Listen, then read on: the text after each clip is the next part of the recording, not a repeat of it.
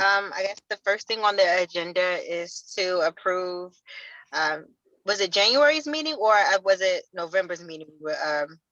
Meeting minutes we were missing.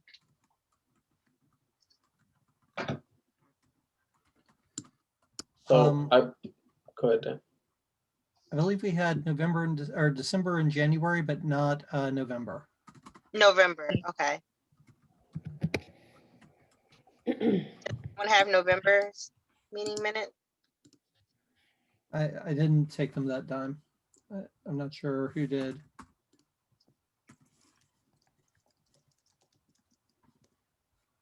Okay. I'm not sure either.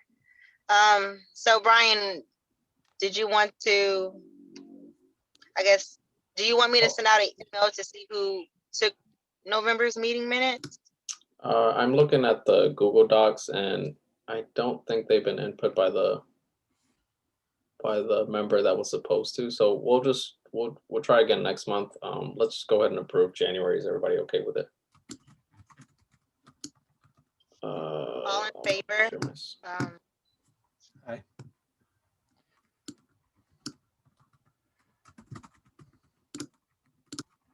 Aye. Aye. Okay. I think May said she couldn't hear me.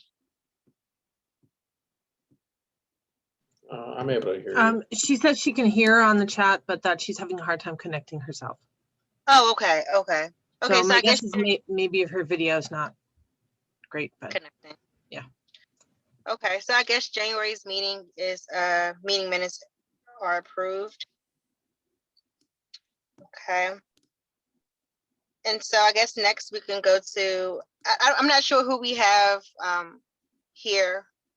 As far as like principals to, I guess, start. So we can go ahead and, if we'd like, kind of go in like a sort of round robin. I don't know how everybody's screen looks, so it's going to be hard to do this one. So I guess whenever there's a slight pause, if you guys could please introduce yourselves, your title and the school you represent, that'd be great. I could start off with myself. I'm Brian Perez, the City of Hyattsville's Communication Coordinator and Outreach. I believe I know everybody on here, minus Dr. McCurdy, who I just met. So it's a pleasure, and thank you guys for joining us.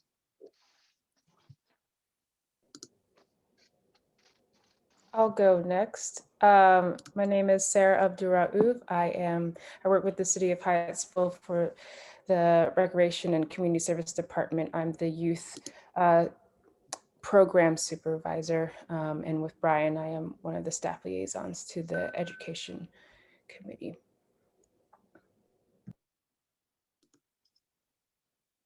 May I go? I got it. I got on. I'm on my way from Annapolis. Forgive me.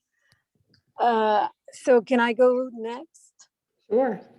My name is May Abdurrahman. I'm a member of this committee for the last 2 years, a little more than 2 years now. Since November, it's a little more than 2 years. And I'm really thrilled to hear what you have to say. Thank you so much for joining us. My name is Michelle Thornton. I've been a member since last year. This time around last year, it's my first year. And I'm excited to hear, this is my first principals meeting, so I'm excited to hear what's being brought up and, what we can do to, bring awareness or attention to the needs to make sure that all the kids and principals and staff members' needs are being met. Hi, everyone. I'm Carly Murray, principal at Northwestern High School. I'm glad to be here. Hi, everyone. I am Dr. McCurdy. I'm a special education teacher and the parent liaison at Hyattsville Middle School for the past 7 years. And I am sitting in with my colleague, Daisy Herrera, for Principal Shanita Stamper at Hyattsville Middle School. And so I am Daisy Herrera, and I'm the Parent Engagement Assistant at Hyattsville Middle School. along, here with my colleague, Dr. McCurdy. Hi, Elise. Hi, I'm Dr. Melinda Baldwin, and I am a member of the committee. I'm a clinical social worker by training, but currently am the division director of the Children's Mental Health Programming at SAMHSA, which is the Substance Abuse and Mental Health Agency at the federal government. So thank you guys for coming and making time to talk with us this evening.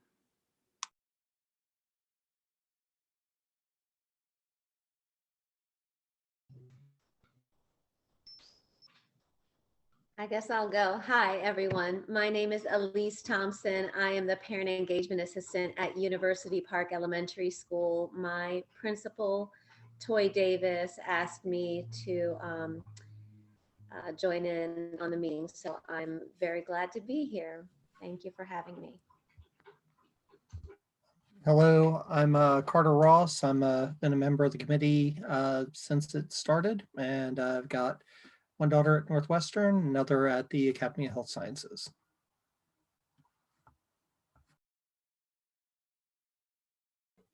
Hey, this is Bart Lawrence. I'm a Hyattsville City Council member and a council liaison to the committee.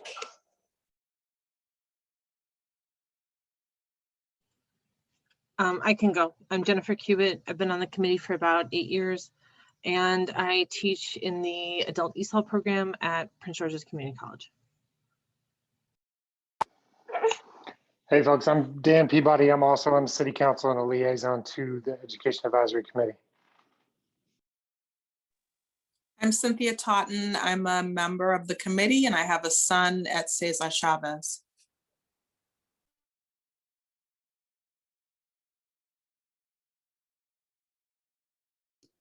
And I do believe that's everybody that we have on the meeting. If any folks come in, I'll just, have them promoted to panelist. I'm sure we'll get a couple folks trickle in. So again, I would like to thank everybody for joining us, especially with you all's busy schedule. I know we can't imagine how things are right now. So again, thank you guys for making the time to meet with the city's Education Advisory Committee. We wanted to keep this meeting focused on you all and kind of hear specifically how the city's able to help, how the Education Advisory, Education Committee Advisory is able to help. So I'm kind of gonna leave the floor to you guys all and just let us know, like you guys can take turns and just say, how we're able to help. It's hard to explain that, but yeah.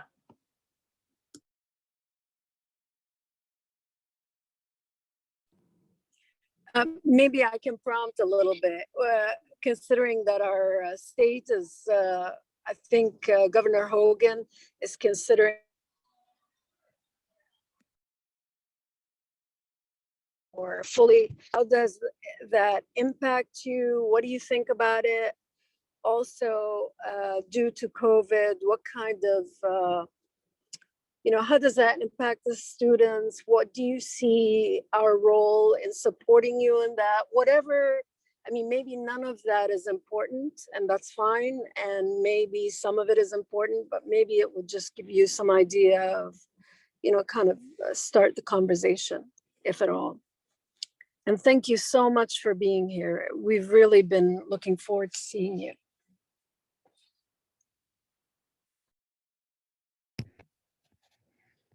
So I guess I'll go ahead and start.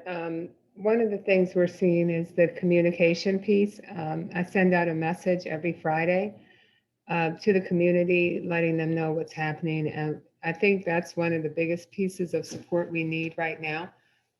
In terms of social emotional support, we could always use that, pandemic or not. I think that's something, if we could have more support around that, that would be wonderful. Not that we don't have it, but as much as we can get would be great.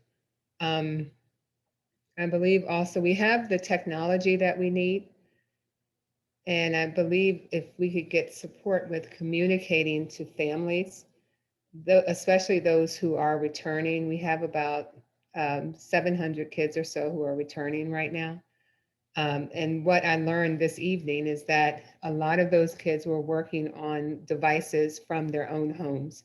So they weren't Prince George's County Public Schools devices, which means that when they return, they are going to need a device. So I think that's going to be a bit of a challenge. My IT specialist told me tonight that we're looking at possibly needing 1,000 devices. So, so we'll have to see though how that works out. But so I guess I shouldn't say that we're okay with devices. I think that's one area that we may need support. And that's not everything. That's all I can think of right now. So pass it on to someone else.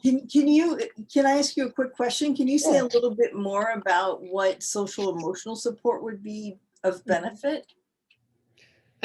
Just in terms of actually transitioning back to school for some of our students, some of our staff as well, people are very nervous.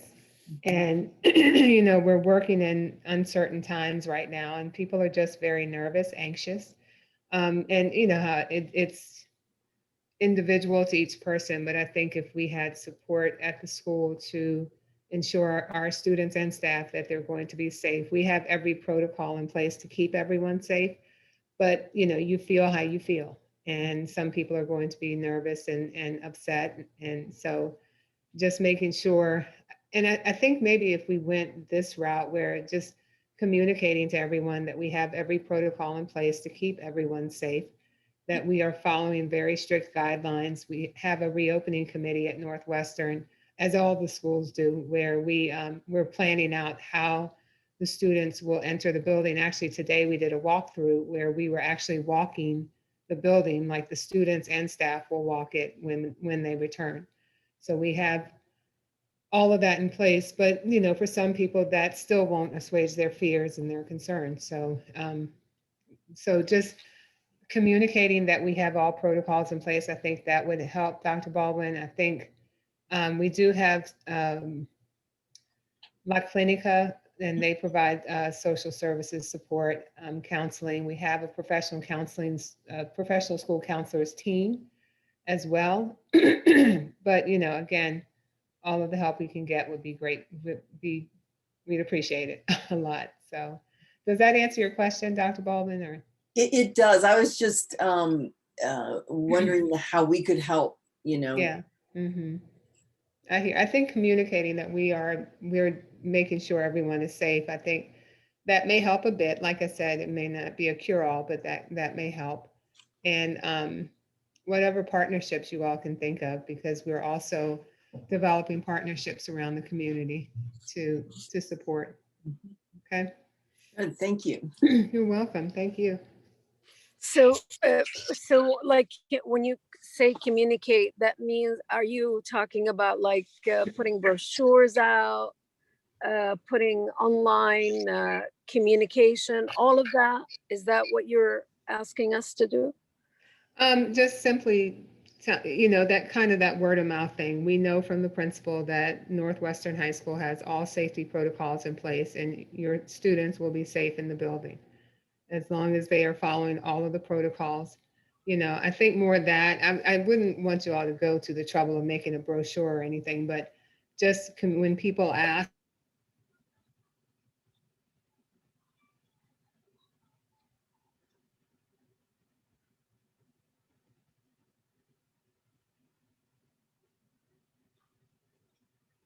Hello? I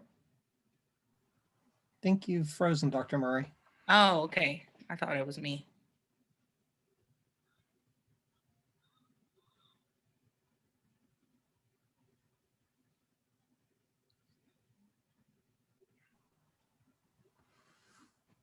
What I guess I would ask some of the other school. Sure, I'll school chime people. in.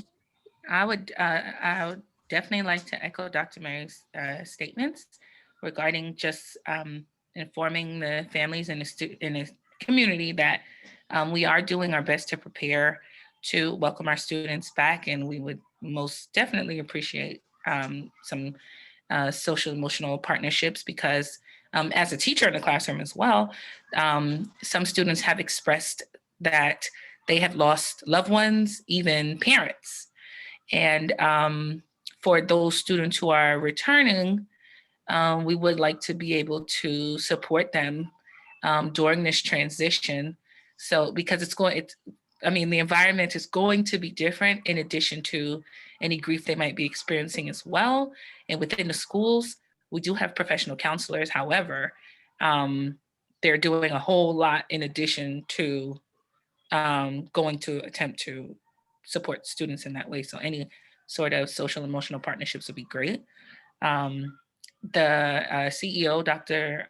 Goldson, she did mention that we could do like classes outside and things like that. So we were thinking of the best way to do that when possible. So if anybody has any ideas, that'd be great. We know that we would like to have additional PPE in the classrooms for the teachers, just to add, well, for the teachers and the students, to add that additional layer of protection. And I know that in the email, you mentioned potentially providing some funds and distributing them equitably. And we were also thinking about ways to incentivize events at the school and things like that, just so that we could provide some social emotional contentment for the students and the teachers returning, since it is a very uncertain time, and we're not returning to business as usual. So just, another layer to be kind of like a warm welcome of sorts, and something that we could at least do ongoing for the time that we are in school. We will need lots of water, because all of the water fountains will be turned off, or they have been turned off to limit the spread of germs. So we know that we are purchasing water, but we know that that's going to be a need for sure. And then we were actually looking to get some air purifiers for the classrooms, if possible. So that would be helpful too. And Ms. Herrera, did I leave anything out that we had discussed earlier? No, I think that pretty much covered it. Cause I know you mentioned PPE. Did you mention additional wipes and stuff to be able to clean up additional wipes, because with the younger children, we do want them to wipe down their areas as often as possible upon leaving school, upon returning to school. We want them to be able to do that very easily. And some parents have mentioned that their children are going to come with some things, but then we know that there are some families where students might show up without it. So that was something else that we discussed as a need for our building. And charging stations, it's a lot. Charging stations, plugs, extension cords, because they're coming in with their laptops. And, classrooms don't have a whole lot of plugs, or outlets. So we did want to have some, like the circuit breakers and things like that. So we know that, we can immediately begin to continue instruction the way we have been. So that was another thing: circuit breakers, extension cords, water, PPE, air purifiers, and sanitizing wipes for the tables. Yeah.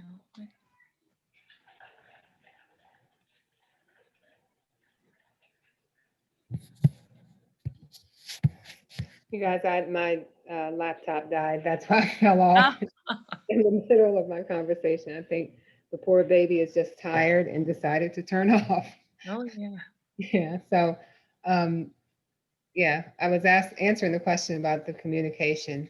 So yeah, just more word of mouth, just letting people know that we're doing everything to make sure everyone is safe in the building.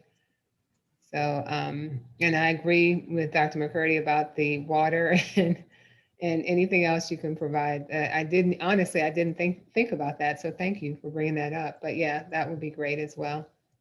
Okay. And Ms. Thompson, thank you. I appreciate it. Thank you.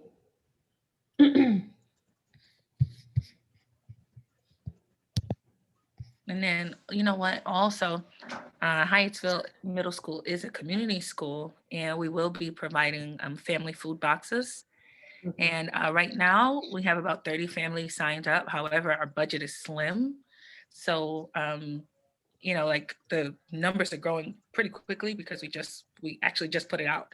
So depending on that, we wanted to be able to provide those resources, you know, as families continue to sign up. So that was another thing that we were thinking about. I mean, the outpouring from the families, like we have established a community outreach team, and outpouring from the families has been very great. And we're, you know, it's one thing to engage with families, but sometimes not understanding where it is that we could fit within their needs has been pretty difficult. So I don't know if I'm just reaching for the stars, but if there was a way that we could better assess the needs of the community so that we can be a greater resource in the community as well. So like Dr. Murray said, you know, just assisting with that communication in terms of things that we can also provide, or, you know, just a way that we can be even a beacon within the community for the families that we serve would be great. Because, you know, like we do send out the newsletters, and we do the phone calls and the emails and things like that, but really understanding what they need so that the resources we have can be of a greater benefit would be excellent. So again, just really helping us to communicate with the families better would be great. Can I ask a question here? Sure. So Dr. Murray, you indicated that you have, I think, about 700 students returning. I'm just wondering what the numbers are for the other schools. Okay. Oh, for Hyattsville Middle School? Yeah.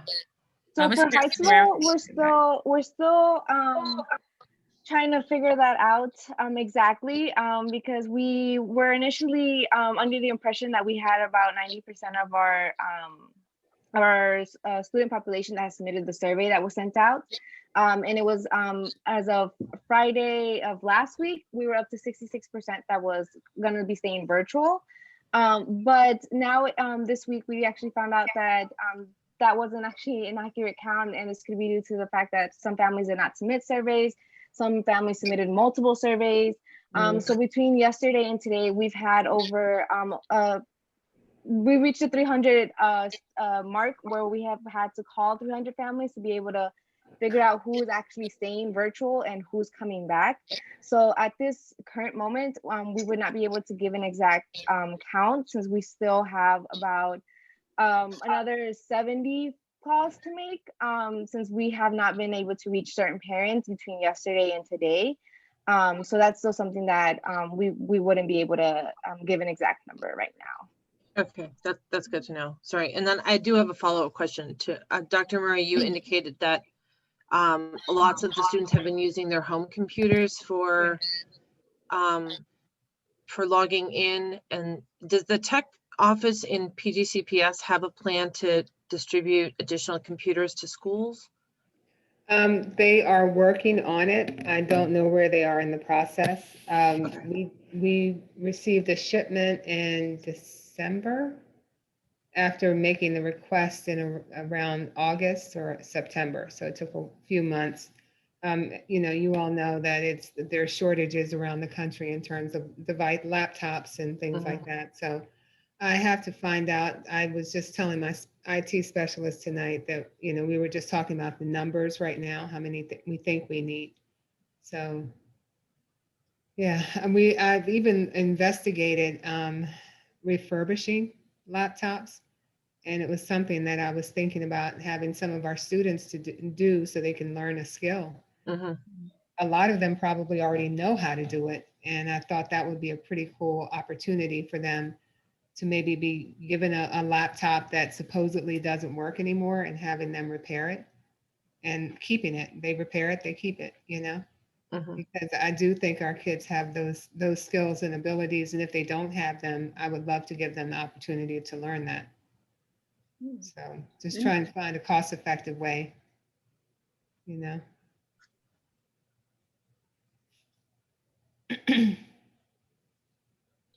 My understanding was that all students were given a Chrome when they left school for. So what happened to those? So students who needed a Chromebook were given one. So we had multiple distributions, and I get it. And that's, it's funny. It sounds like, I mean, Dr. Golson's goal was to make sure every student who needed one got one. And, we had 3 distributions between August and the last one we did was in October. So we were distributing Chromebooks to students who needed them. And we did it in waves. I was trying to make sure students who truly needed one first, they were serviced. And then after that, it was students who were working from their cell phones. And then after that, students who just wanted a device. Okay. So that's what we were doing.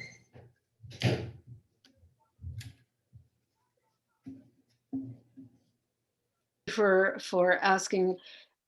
I remember working with a teacher here in Riverdale. I worked with her, and all of the students had a small computer that they were working on. So those were not the computers that they took home, right?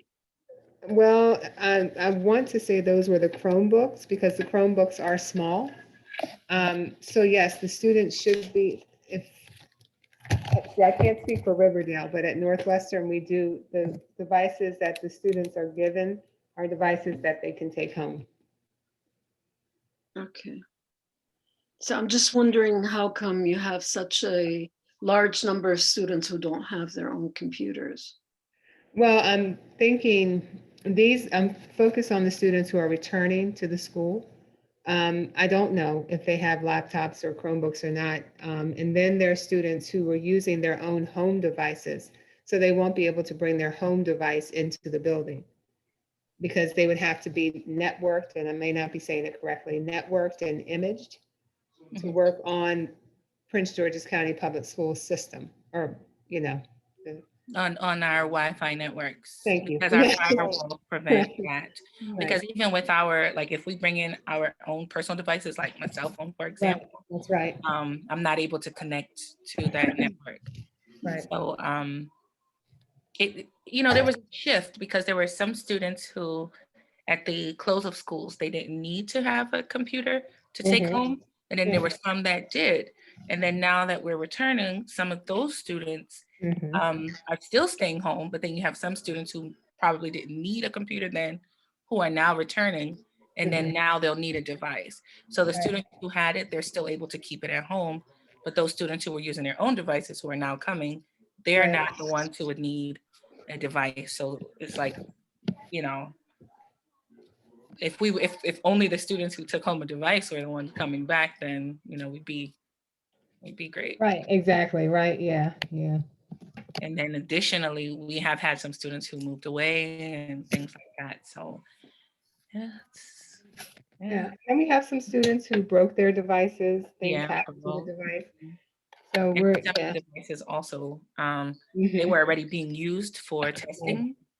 So just some, like, we've had some issues with the batteries not being able to hold a charge, things like that. So there's a mixture of students who had their own devices who are now coming in, and then additionally some students whose devices have just wear and tear, broken down. That's right. No. Oh my God. We'll work on the communication part. I think that we can do. Right. Yeah, it's a lot, you guys, but I think that we're going, like I keep saying, we're going to work this out, and it's our kids are great, so it's not like it's going to be hard in terms of our students. So I think once we really narrow down with the kids, like Dr. McCurdy said, we are still calling parents to make sure they answer the survey, and that's due tomorrow. So once that's done, we will have a hard number of how many are coming back, and then we can start surveying them about where they are with their devices. We both may be totally wrong. Maybe they all have great devices, don't need them, and but we'll have to see when we get those numbers. So and the issue is that there has to be a Chromebook. It has to be a Chromebook. So it has to be a school Chromebook or a personal Chromebook, but it can't be a Mac. It has to be a Chromebook. Yeah. So our system, and then there's the question that I learned tonight, one of the iPads is becoming obsolete. So something that could work on it before is not working on it now. And, I mean, we have to, it's at the speed of life. We have to just keep going and just keep up as best we can. But I do want it, I feel safe in saying for all of us on the call that we will accommodate our kids. If they come into the building without a device, we will make sure they are accommodated and that they have what they need to access the curriculum and to, be successful. So whether they have a device or not, whether we can give them one or not, we're going to make sure that they are accessing their education. So I think in the end, they'll be okay, Yeah. Mm-hmm. We just would like to help. I mean, I wish that's all we would like to do. So if you just say, okay, here's your task, I would really love it. But I guess that's not. Yeah. I asked my committee the other day, I said, who has all the answers here? And of course, no one raised their hand because we don't. And you know what, Ms. Rahman, we don't know what we don't know. And we don't, we're just, it's kind of, I don't know. It's like inventing the wheel. Yes, yes. And you may get a call next week and I'll say, okay, I got it now. This is what I need. And then I may call you 5 minutes later and say, never mind, So it's one of those things. That's why I keep talking about uncertainty and helping people maneuver through uncertainty, and not just other people, but myself as well, being able to navigate uncertainty. And it's fascinating because, my doctoral program was on the future of education, and we are living the future as it emerges.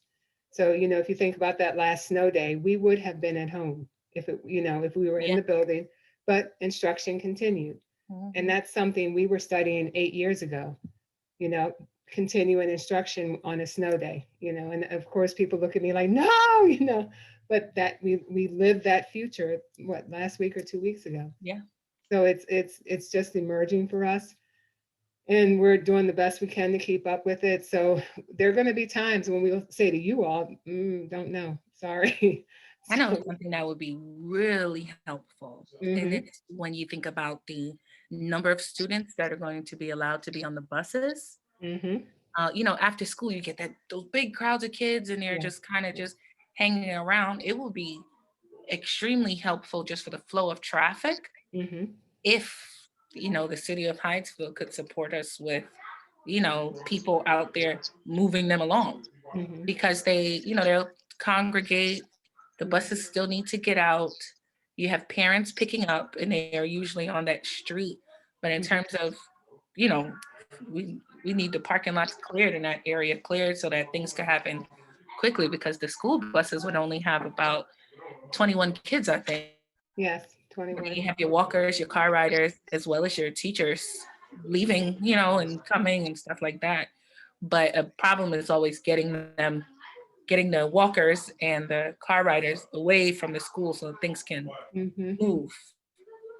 So I don't know if I know when I was a kid in New York, we had crossing guards. Is that what you envision, a crossing, like a bunch of us coming in and yeah, with crossing guards, having one of our vests?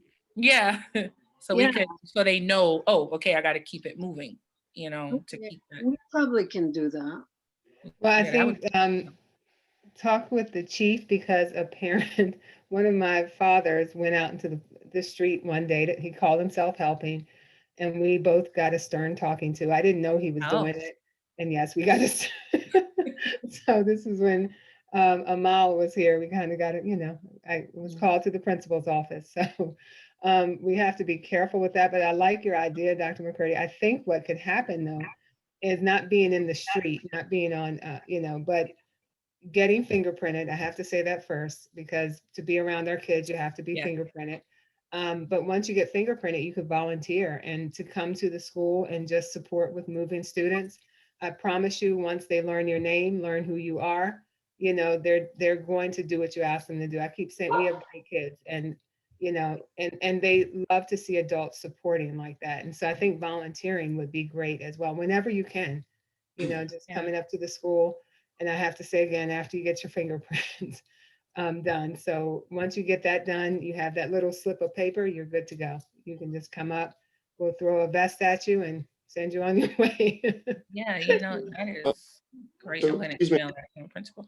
Can Excuse me. you keep? No, excuse me, May, can I interrupt real quick? Sure. I just want to jump in. Sorry for jumping in, but I just, correct me if I'm wrong. The intent of this call is to try to understand some of the overarching challenges that are facing the schools that serve the students within our community. And along those lines, the intent of the committee, the Hyattsville Education Advisory Committee, is to advise the City Council on issues related to education within the city and how opportunities for where the city might be able to intervene and support education, whether it's public education, private, adult, elementary. So I really appreciate this conversation around that's really digging deep into the weeds here. But I'm wondering if we want to try to sort of open it back up to the larger issues that the city, sort of collecting the information from everyone who has graciously spending their time tonight with us, because, well, I guess I'll leave it at that. I mean, we know, I think Dr. Murray was just talking about there are issues around volunteers directing traffic and so forth. So I think getting too caught up in how to problem solve it right now might not be the best use of everyone's time. Sorry if you all think that's not right. I mean, this is your committee, but I just want to see, make sure we collect as much information from the school representatives as we can tonight. I'm curious what the committee feels about that. So I personally am of the opinion that the police department has helped when we had in-person classes before the first couple of weeks of school. And so I think that's probably something we can ask the police department. Bart and Dan, you might. Yeah. Oh yeah. Yeah, So then if that's something that they can lend a hand with the first couple of weeks, then the traffic flow might settle down after principals Sure. see how it's going the first couple of weeks, and then we would have a better sense of needs from that point onward. But I know that they've been out there directing traffic in person for the first couple of days of school in August, September. So I think they're pretty used to. Yeah, no, I agree. I guess my point though, I'm just saying, like, let's mark it down. Yeah, I think it's something we mark down. We ask the police department. Yeah. Maybe. Yeah. And then. Okay, so if I may say so, if it's only possible for us to see what we can do as a committee. So you're saying we can advise, we can request the attention of the council on these issues, and we can communicate the need, and we can usher, kind of some solutions. Maybe if the police, the police is not always going to be, people are actually cutting police from schools. I mean, I was in Annapolis. This is a big issue right now, police resource officers and what they're going to do with them. It may not always be there. Probably it will be there for the end of the year, but it's highly possible that that's not going to be there. So what is it that we can put forward that would support something like this? Maybe I just would love to think that we can bring a solution to some of the simple requests that they have.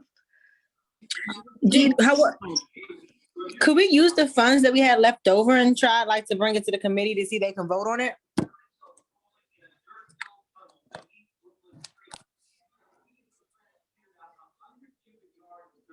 So there is, I think what it is there is some leftover money from the grant program that we had this year, simply because there were not many applications. And so part of the plan is we're hoping to be able to figure out if there are some immediate needs, and a few have been identified here, such as the water and PPE and such, that we might be able to figure out a way to make a bulk purchase and distribute out to some of the schools. We don't know that for sure yet, but it's the sort of thing that we do have as a possibility if we can ask the council to support that. And courts as well.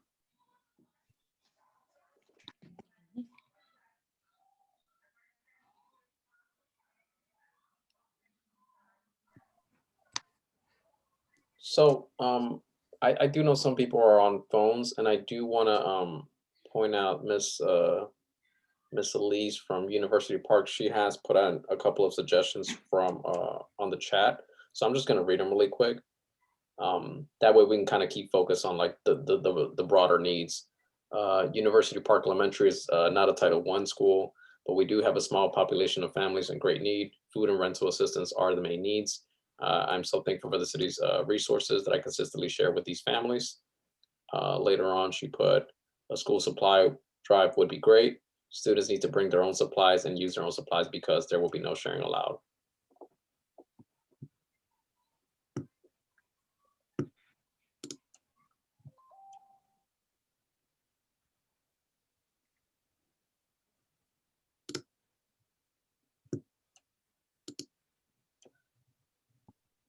Well, we still would like to hear what you have to say. I mean, yeah, please continue. One thing I'm curious about is, I mean, that we know that this last quarter is going to be a challenge, and there definitely are things that we aren't going to know until probably year 2 weeks in, as to what students are dealing with and how things are going. But I'm wondering if there's anything thinking a little bit out to the longer term, that there might be places where there's ways the city can help support making up some of the educational deficits that may have occurred during this. I don't know if there's already talk within PGCPS about summer programming or thinking about next year.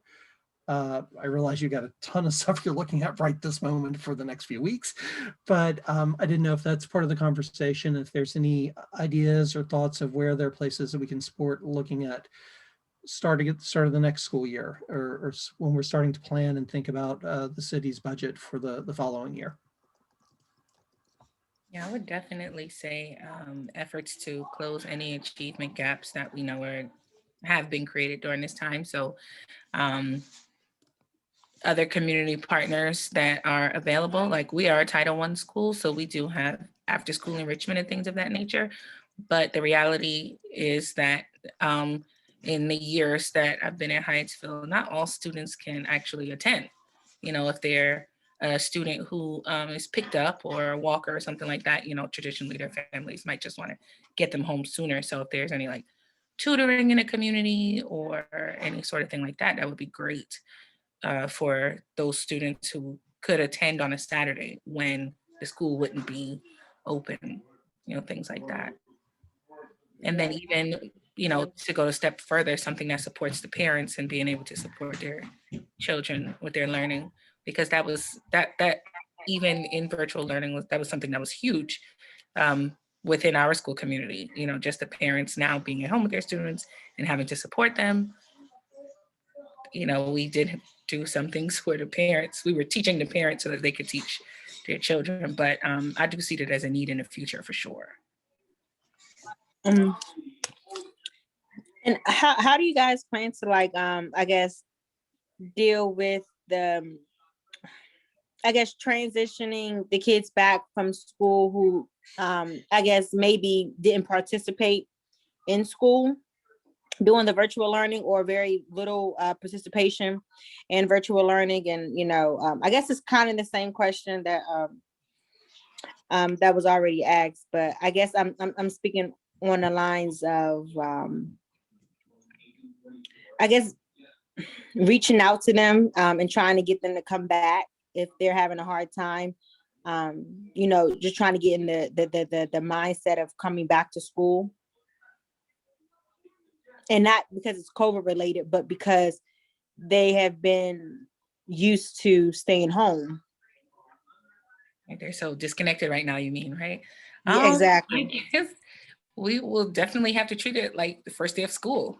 You Yeah. know, them returning just like after summer break or any long break.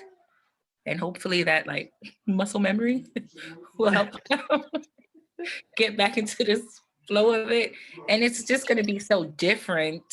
Um, we don't know, you know, because it's going to be really different because while they're in the classroom, there's going to be such a small number of students and a lot of the students are looking forward to socializing with their friends and things like that. So, I mean, as an educator, we're going to come into it like first day back to school. And then we'll just have to use our professional expertise to make sure that we are transitioning students the best way that we can, because now they're coming with other jackets on. You know, some students experience loss. Just the news itself is traumatizing too. So it's a lot. I don't know. And I guess going back to listening to that central authority, you know, whereas at home, they were kind of the authority, you know, they kind of get up, go to school, do their homework kind of on their own. But now it's back to the class setting of, you know, don't talk when the teacher's talking. And, you know, you kind of, it's more structured. So I guess getting kids back in that group, because it's going on, you know, a year now. Yeah. And it's more so it's a habit now. So to break that habit is going to be kind of tough and kind of traumatizing for some kids. Yeah. Yeah, I agree. But I think that a lot of the kids who are returning want to return. I've gotten emails from students telling me, no, I changed my mind. I want to go to school. And I think what's going to help is that structure though, because, you know, kids like a constant, they like consistency and they like, you know, contrary to what we think and how they react to it, they like boundaries and they like to know that what's going to happen next. And what I think, Ms. Thornton, it will help them, you know, calm that trauma a bit when they find that there's so much structure there, that they have a constant, and that, like Dr. McCurdy was saying, they will see their friends. And for some of our kids, they're going to get meals. They're going to be fed breakfast in the morning. They're going to get lunch. So I think that will help a bit. We're doing an orientation for all of our students because we realized today when we did the walkthrough that we need to teach our kids how to walk around the building now. So all 700 of our students are going to come in for an orientation before school actually, well, you know, before the hybrid instruction begins, so we can teach them how to walk around the hall, what side of the hall to be on, how to walk down the stairs, things like that. So hopefully that will help calm them a bit. And once they see, oh, okay, it's the same old building, same old place, I think that will calm, you know, our upperclassmen. And, you know, we started thinking about orientation for our freshmen. But like I said, once we walked around the building today, I was like, wait a minute, we might have to do orientation for everyone because it can get confusing. So we want to make sure everyone knows how to walk in the hallway. My daughter is a teacher and she's an art teacher. And one of her friends who's a Spanish teacher, he was saying that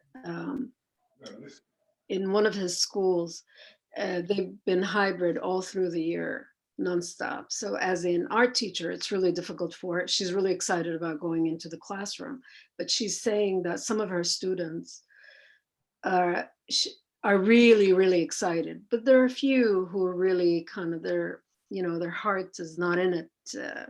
They feel better being a little bit distant. So that's an issue probably that you will also deal with, I imagine. But the Spanish, Yusuf was saying that in Spanish, when you speak, you have to enunciate words a certain way. And because of his mask, it's been so difficult for the students, especially the ones, who are just beginners. He says it really is difficult to teach a Spanish or a language with a full mask, except for your eyes. How are you going to deal with that in the classroom? And kindergarten students, they only learn through facial, recognition. How those are some of the, are you envisioning, kind of a plastic shield, so that the students can see through? What are some of the things that you're thinking about?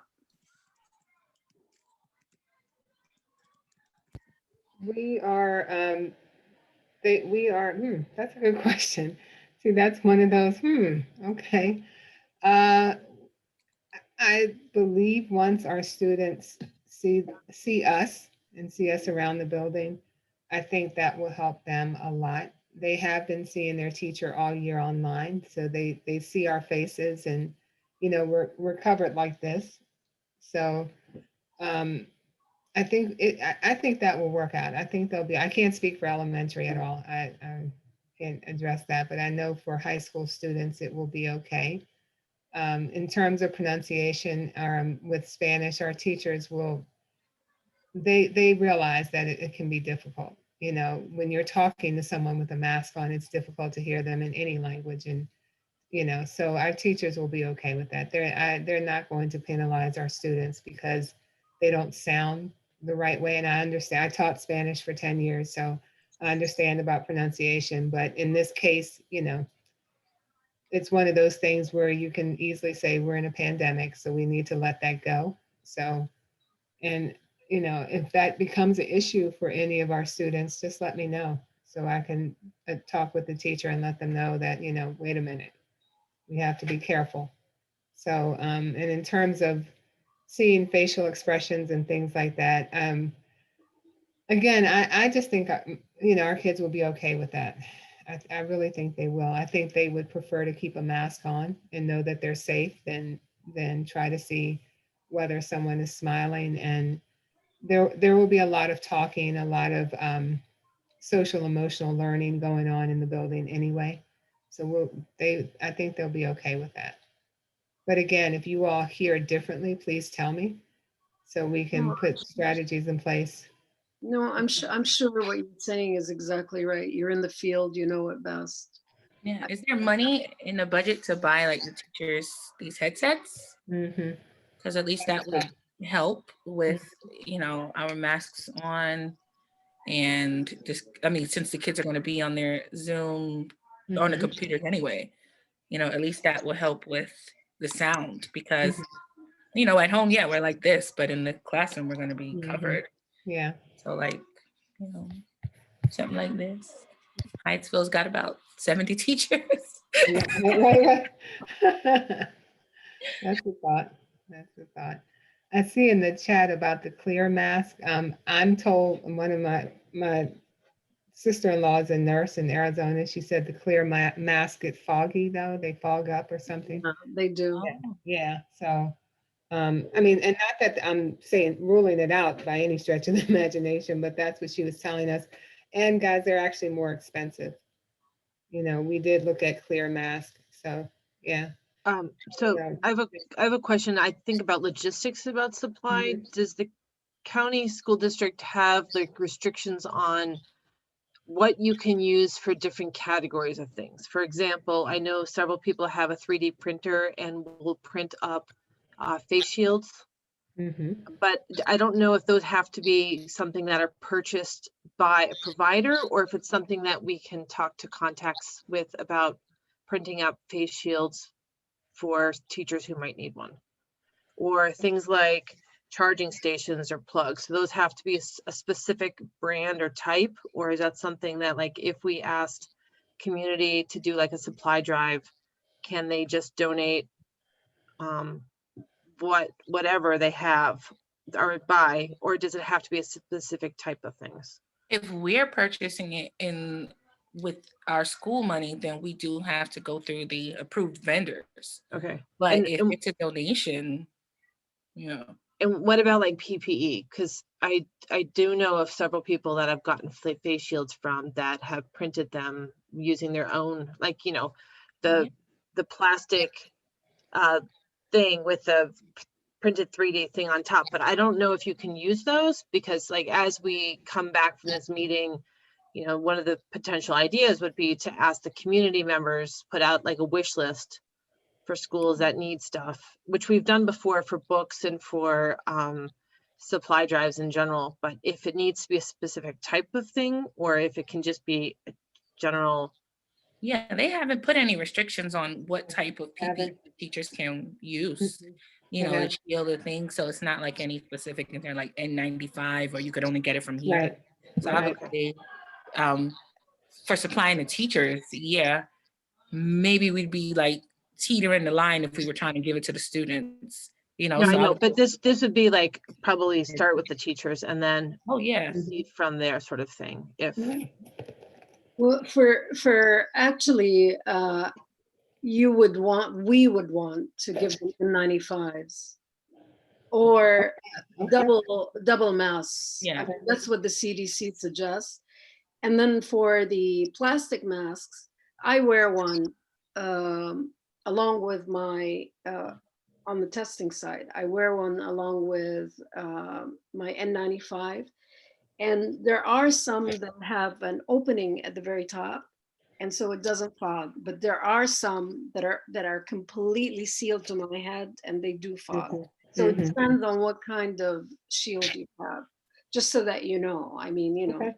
for whatever it's Yeah, worth. and that's good to consider, especially when we think about the students who are hard of hearing Mhm. and who need to see our mouths moving. Mhm. So, and at home, they've been seeing us, but now going back into the classroom, that's going to be, that's good thought. Yeah. Good to I'm totally open to all of that.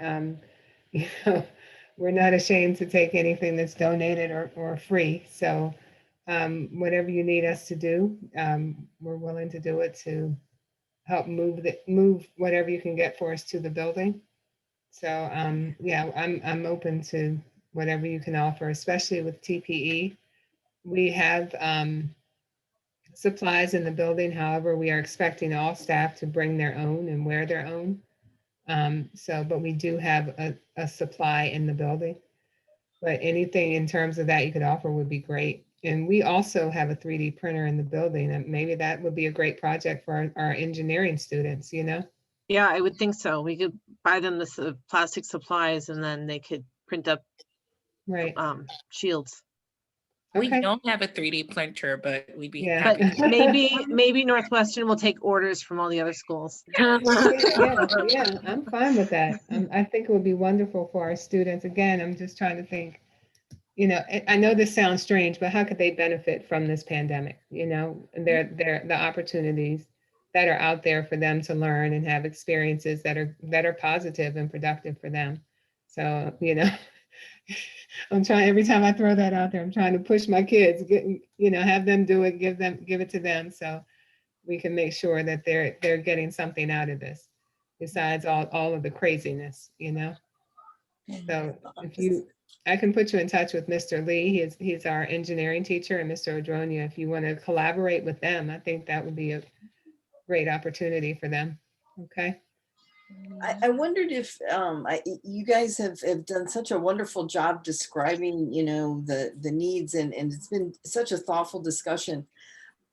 One thing that I've run across in the work that I've been doing is teachers. And I just wondered if you could, this has been a really rough time for teachers and folks like you and whatnot. And, when I hear you talk about, that you really, teachers will be present for students because they're going to have lots of issues and whatnot. I wonder if there's anything that teachers need, especially when you talk about social emotional learning. I'm just wondering if you guys have had an opportunity to have mental health first aid or any kind of training like that might give teachers some, tools in their toolbox to handle some of the grief and loss that you guys have so nicely articulated that you may be helping students manage. And teachers also have had their own share of grief and loss during this time as well. Yeah. Yeah, I actually had it on my list of requests, for the teachers, of course, the students, of course, and the teachers too. Like, we're all going through this. So long term, the support is going to be needed, especially with we might be a little short staffed. I mean, there's so many other things that are happening.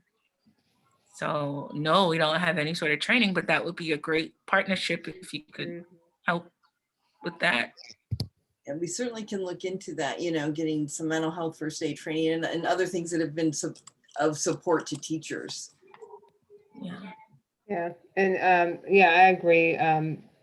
We need all the support we can get. You know, we lost 2 of our staff members to the virus. So, and you know, people have lost personally, professionally.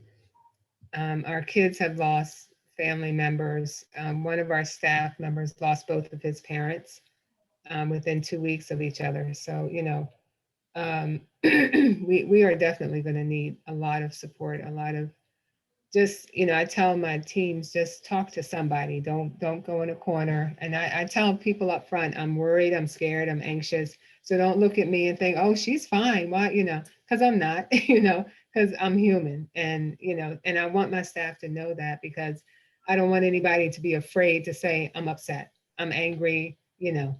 So, and I do a weekly check-in with my staff. I actually started back in March. So every Monday morning I send out, it's just a simple weekly check-in. And I found it in another school district somewhere. I can't remember where I found it, but I send it out every week just to let people know, you know, just if you can't say it, write it down. And staff have been telling me things, and then I follow up with a phone call or a text or a face, you know, well, a virtual meeting. Or I, you know, suggest different supports. We have the employee assistance program in the county, and that's also, you know, I always offer that to people as well. But you know, my big thing right now, especially with my reopening team, or the COVID response team as it's supposed to be called, I tell them to always talk to somebody, always say something. And I know it's hard for some people. I know that. I know some people are very private, and you know, mental health is still not considered an illness, and so it's a stigma for some people, and I'm aware of that too. So, you know, I try to make sure people understand that it's okay to be afraid, anxious, angry, nervous, whatever. You know, and just try to do something positive with it instead of being negative about it. So, and again, it's just hard. It's hard for all of us, because like I said, this is unknown, it's uncertain. We, you know, and so we're trying to put every structure in place and every support in place to make sure that we are meeting people where they are so we can move forward. So, and again, anything you can think of, if you are told something or whatever, just let us know. If people say, tell Dr. Murray to stop sending that stupid check-in, I'm sick of it, tell me. I mean, seriously, because, you know, I need to know these things so I can adjust, because we have to adjust sometimes, you know. But it's seriously, you know, whatever it is, just if you all hear anything in the community, please let us know so we can make the adjustments or provide the support like we're supposed to. Okay. I just know that just from my neighbors and friends and former colleagues, that there's a lot of trepidation about going back into the classroom. And I think, you know, I think you know, it's important to comfort people as well, and to make sure that, you know, we're focusing on the students, but maybe we need to also focus on making the teachers feel comfortable. So would you, for example, in any form of communication, if we decide maybe to kind of request, because the city has a couple of spaces in the Life and Time, which is like a newspaper that goes out. Maybe we need to say that the schools are doing all they can to protect teachers and list them specifically. Saying something like to protect teachers without really being specific, sometimes it feels like just kind of a thought rather than an action. And students can list them. We're going to do this, we're going to do that. So I don't know. I know Bart got his vaccine today. I don't know if he's up to talking to us. If maybe he can help us figure out if that's something we could do. What's the question? I'm sorry. That if we could maybe ask Time and Life, Hyattsville Time and Life, put some sort of a kind of informational page about what the schools are doing for teachers and students. Do you think that's too much to ask? Well, the Life and Times is Life and Times. Sorry. It's an independent newspaper, so I'm not sure what information you're talking about. I mean, the city does have a green sheet, but I'm not sure if it would really be up to the city staff. I'm not sure what is the sort of information you want to share? Okay, so what I understood, I don't know. I talked to someone at Life and Time, and they said that the city actually devotes 1 page of information about city activities or something like that. That's what I was told. I'm sorry. Yeah, Maybe well, the city puts out a green sheet once a month, but also sort of the equivalent of the similar information goes into an insert of the Hyattsville Life and Times. So that's okay. So is it possible to devote a little time, a kind of an informational piece about, you know, communicating the preparedness of the schools for their teachers and with specifics? I'm not going to say it's not possible. Sometimes there's legal considerations, but it would have to be brought to up to the city staff. So Brian, I don't know if you have any additional thoughts, but I mean, so it's not out of the realm of possibility, I guess is what I'm saying, but it's something that would have to discuss with city staff, and there are legal concerns sometimes. I don't know if there would be with this issue, but. Thanks, Bart. Yeah, Bart's kind of right. So just for clarity, we write a green sheet that goes out to all the households. So every household in the city gets one that goes out at the beginning of the month. And then in the middle of the month, we have a insert that goes in the Life and Times. It's 1 page, English and Spanish. We have space for flyers, pictures, captions. It is up to staff. I do see Bart's point, because we can put, you know, something that we feel is helpful for our residents. But I do see the legal point where saying it's safe to go back, and you know the city is kind of putting themselves at that point. We're saying it's legal to go back, and it's. I want to say that, but it's tough to put ourselves in that predicament. So I do think it's something that we need to discuss a little bit further. But I've spoken with Principal Murray before about this, and any information that we think is helpful for the parents, for people that they're not reaching out, that you know, we have open communication between the two of us where I can put something out, whether that's through our social media, whether that's through the notify me that gets that's for the neighbors, just using our means of communication to get a message across that we feel needs to get across. I think for this particular question, we need a little bit more time to figure out. Maybe we do need to discuss it with our city attorney and figure out, can we actually say that? I don't think we're saying, the message a little bit more. I don't think we're saying it is safe. We're saying if you choose to send your children to school, this is what the schools are doing to make sure that your child is safe. But So, we're not saying it is safe, go ahead and send your child to school. We're just saying that this is what the schools are doing to help the community. We're not saying, you know, we assure you not one person is going to be subjected to COVID-19. I don't think that's the intent of it. So if I can offer one thing that maybe to do, and you know, we as a committee could mention and refer to the conversation we had here tonight, but reach out to the editor of the paper and simply suggest that this might be a story that would be a good one to put into your next issue. Maybe reach out and talk to some of our area principals or the schools and find out what's happening with the teachers, and let the principals and let the schools speak for themselves as to the steps they're taking. And then that, then let have it follow a journalistic process on it. That would, eliminate the issue that Barton and Briner mentioned, but also would hopefully be a chance to tell a good story about how the schools are being resilient in some really challenging times, and going about something that's frankly unprecedented. So that would be what I would suggest we as a committee do, is we just have we get a pitch together and we submit it over to Kit. Okay. Okay, great. I like it.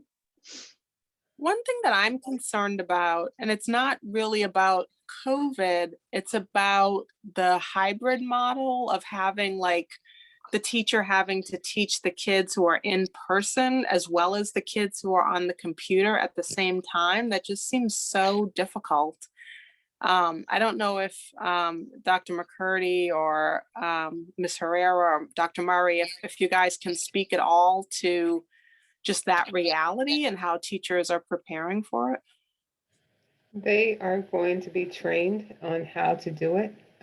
It's being done in different parts of the country, and it can be done very well. I can't say I've ever done it before myself. So, but what I'm being told and what I've read about is that the teacher will teach from their desk, and they will have students on the screen, and then they will have students in front of them in the classroom.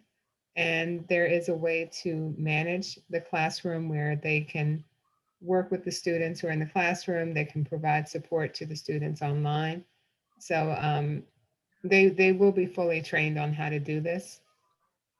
And it's going to require from the home side that support from families to make sure that students are engaged. And in the classroom, most teachers will be teaching alone. Our special education teachers may have a co-teacher in the classroom with them or a paraprofessional to support. But, you know, in general, the classes will have the teacher behind the computer and still talking, kind of doing a dual thing where they're working with the students in the classroom and on the laptop. Does that explain it a bit? Because, yeah, thank you. I was looking at, I know that there are classes that have robots that, and not your, you know, Jetsons type of thing, but you know, it's a stand and it does go around and the teacher can be seen on the camera. So that's something that I was actually kind of exploring that just to see if I could get one or two, just to see how that worked. But you know, right now I think with the teacher in the classroom and then the students in front of her or him and with them on camera, I think it will work out well.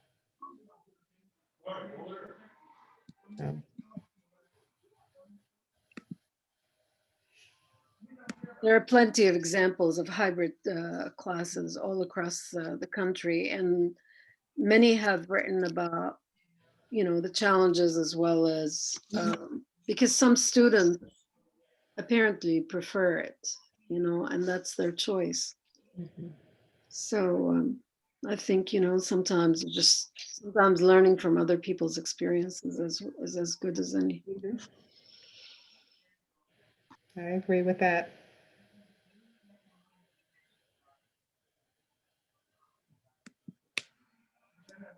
So I do think it's about time to wrap up. We have about 10 minutes left. I think we all learned a great deal from you all. We want to thank you guys again for participating. I think as a committee, we kind of have a lot of homework to do on our end. Research, see what's feasible, see what we can do as a committee and as a city to help you all prepare for this reopening.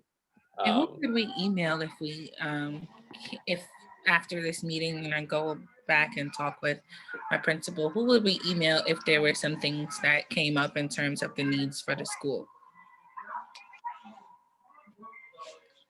I'm happy to be the point of contact between the city and the committee itself. So my email, I'll write it down in the chat, but it's bperez@hyattsville.org. I've added mine as well, just in case if you think of something or have an idea or suggestion, please just send me an email. I just want to thank it. I put my email in as well, and I'm one of the co-chairs, and Melinda's the other. Michelle is the other, and we'd be happy to do whatever we can to help out. Can I, so here's what I understand that we could do, like in terms of kind of, small things, is that whatever money we have, we can request the council to allow us to spend it on the specific needs that you've outlined today, Okay. which are, I think, wipes, what I heard, cords, what else? You want water bottles. Mm-hmm. I think PPEs, air purifiers. Oh yes. And clear masks, Mm-hmm. pencils and sharpeners, school supplies. What else? Okay, and the rest of us are going to talk and see how we could do and convince the editor or someone in Life and Time, right? Mm-hmm. Okay, and then what else? What else can we do? I think before we get a little bit too ahead, we probably want to come back for our next meeting and sort of discuss what, as a committee, what's the best use of those funds and what other methods we can use to. So I don't want to commit us to anything right now, because I do think we have to figure out what's the best way we can tackle this and best use of this money. So I definitely don't want to commit us to anything right now, but I do want to say, we're willing to help. Well, yeah. I mean, yeah, this is a hard reading because you really don't know until you know you're in it. So, I mean, we're thinking these things, but we really don't know. Well, No, I think you have a well thought out list here, Mm-hmm. Dr. McCurdy. It looks like you have a well thought out list. Thanks. yeah, and Jennifer has done this before, and she's kind of organized the committee to do this by. Not with air purifiers. It was books. This is the first time I've, But anyway, charging stations, circuit breakers. I'm just saying. We should save the chat because that is a good list. Mm-hmm. Really, Jennifer has been monumental with these kind of, during so many summers she's done this. So I think those are not big things. And I think we can ask the community to help as well. I really appreciate your time. Thank you so much. Thank you. I appreciate. Thank you. Really Like, appreciate you guys coming great. out. Very much. Thank you so much for hearing us. Yeah, and as Ms. Thompson said, I mean, Hyattsville community has been great. So I love working at Hyattsville Middle School. Oh yeah, absolutely, absolutely. I just So want thank you you to all. know, everybody on this list, everybody would want to do everything they can to make it easy for you. And if we could, we will. Thank you so much. We appreciate it. And again, I have to say, any suggestions you have, please let us know. Okay. Thank you. Thank you, guys. Thank you all. Have a great Thank you night. all very much. Have a great evening. Thank you. Take care. Thank you, everyone. Bye. Thank you.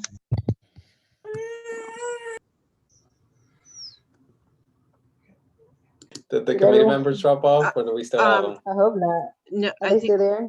1, 2, 3, 4. We've got a couple here. No, Yeah, we can adjourn. I think I got a quick question or so, I think.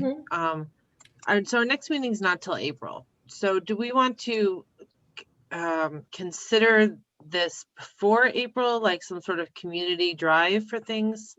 Or if we wait till April, I'm thinking that the schools won't have them until In time. Yeah. So, I mean, we're very close to our end time, so I know that's a bigger conversation maybe than we have time for, but. Well, April 15th is the back-end school date for students.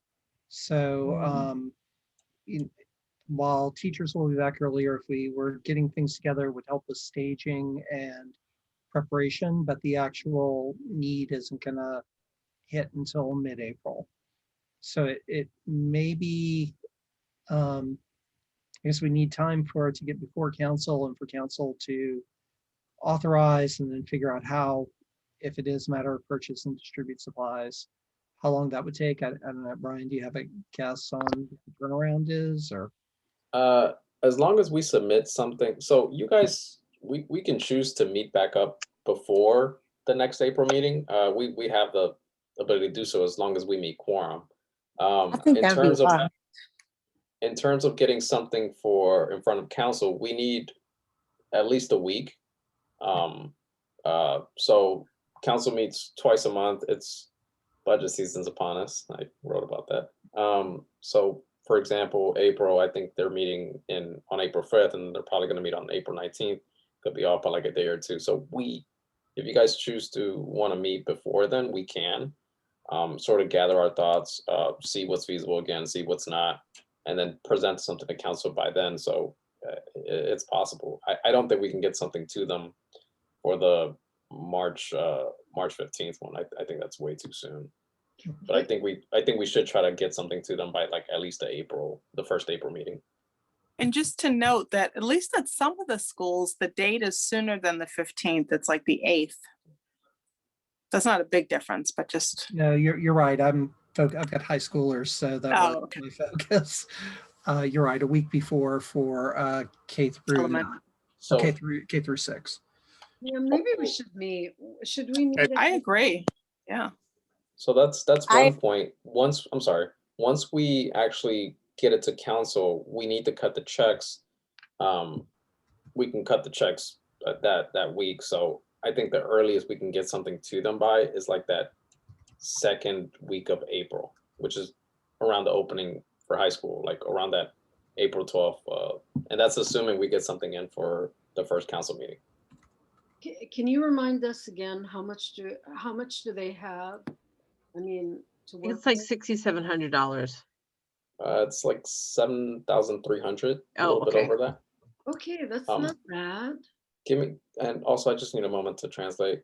Cándida, están hablando para tratar de reunirse antes de la próxima reunión que normalmente tendríamos en abril. Nos reunimos la primera semana de cada mes, pero con tantas necesidades y saber que las escuelas van a regresar en abril, están tratando de reunirse antes, maybe en unas 2-3 semanas, para formular un plan, presentar ese plan al consejo y después de ahí aprobar y ya el proceso, pues.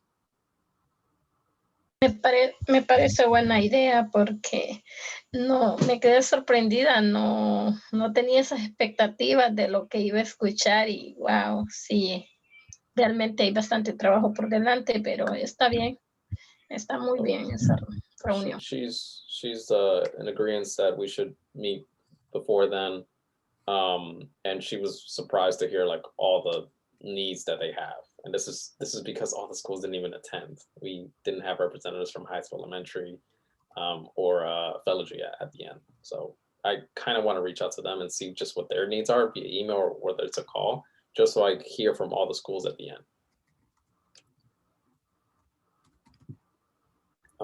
But yeah, if you guys want to choose a date that works for you all, I can schedule it on Zoom. I'll get an agenda out, or I'll work with the chairs to get an agenda out, and we can meet by then. Sounds good. Can we think of like early April, before Easter and Passover? For the next meeting or for timeline? I think I mean, we want to meet it in March. I'm sorry. Yes. What am I talking about? It's like the 25th or the 1st of April. So I need to submit something to council by Laura. If I'm Laura's favorite, I can get something to her by that around the 26th. Yeah. So if you guys want to meet like that 25th, April 25th. Wait, April 25th or March 25th? March. I'm sorry. I'm with mine now. The 25th works for me. I'm not sure about everyone else. It'll work for me. I'll make it. I think so. Yeah, let's try that. Yeah, let's do March 25th. And that's say a Thursday. Okay. Now, if we do March 25th, we can always push the April meeting back. That's easy to do. It's just a matter of how early you guys want to meet for this next meeting, whether it's the 18th or the 25th. I think both work. I leave it up to you guys there. Let's just decide right now so that there's no ambiguity and just set it. I think to make it easier, I think the same time. I don't know what everyone else thinks. Yeah, and we'll make it in an hour instead of an hour and a half. What do you guys think? Is that a good idea? Yeah, I could do either one or the other. Okay, so March 25th, 6:30. Okay. Is that when is the next council meeting after that? The 5th. The 5th? Okay. Yeah, so that gives me, that gives me time. That gives you a day. No, No, that gives you that's weeks. Mar- Sorry. Yes. Yeah, Yes. I'm sorry. Sorry. We're all. Okay. Okay. So we'll. So I guess all in favor. Yeah. And the letter is good. Aye. The letter is good. Thank you. Thank you. Oh, if the letter's good, I'll send it out. Did you guys get a chance to look at it? Sorry, I know we're over 8. Yes. All right, I'll send that out to him tomorrow. Thank you. Cool. Okay. All right. Does anyone else have any Adjourn. questions? No, I was sending messages to Dr. Murray during that though. I did reach out to my friend who has a 3D printer and she said that they would just share the file with the with Northwestern, but I do like what Dr. Murray said about seeing if the students can actually print the face shields because it gives students a engagement project. So if I think though, we shouldn't have the school have to pay for the supplies for 3D printing. Does anyone here have a 3D printer that you know, like how much does this sort of stuff cost? No, so you know the Higgins, right, Carter? Yeah.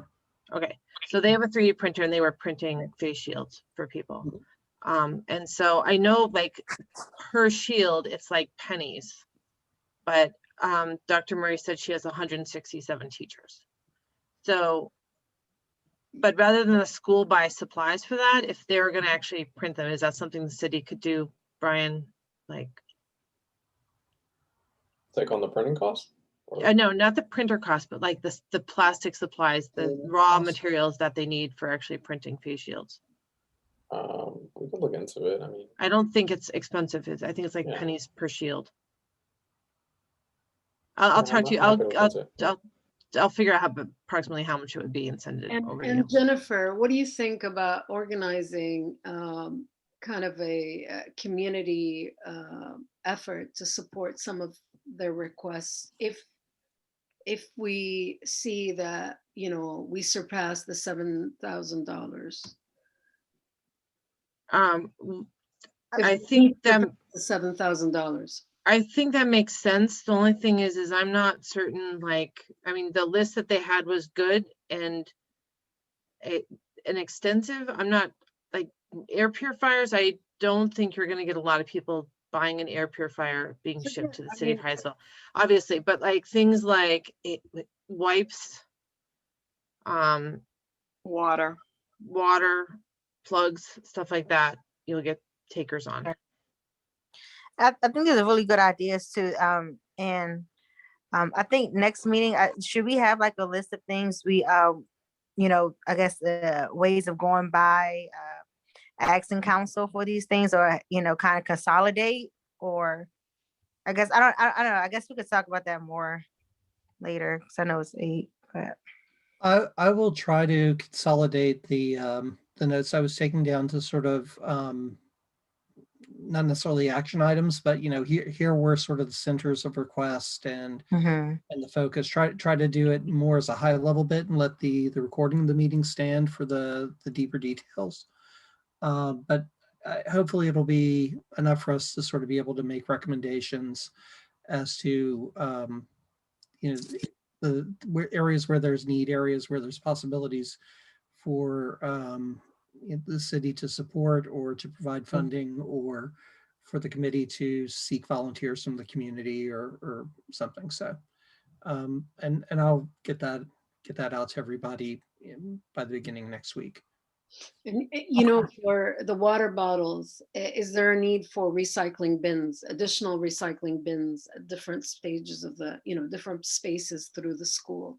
I mean, that's, I would hate for them just to put them in the trash after we purchase them with taxpayers' money. It would be nice if they would be recycled as well. I don't know, just a thought. I have a question about the water issue. This seems to be something that the county should be providing. Yeah. I would agree. I mean, are they, I wasn't understanding that. Are they turning off the water fountains? Yeah, they And said so they need water bottles, right? they were turning them off so that kids, don't spread germs. There's an easy fix to that, which is the bottle filling stations instead of water, fountains. They have you stick your water bottle in it and the water comes down. There's no mouth contact whatsoever. That's a bigger purchase, but that's something, at the long term. Yeah, long-term kind of thing, maybe. Jen, I saw you. Yeah, so years ago, maybe about 15 years ago, there was a lead problem in about half the pipe systems in the school district. And I was teaching at that time, and the school system did bring in huge quantities of bottled water for the schools. It went on for several months.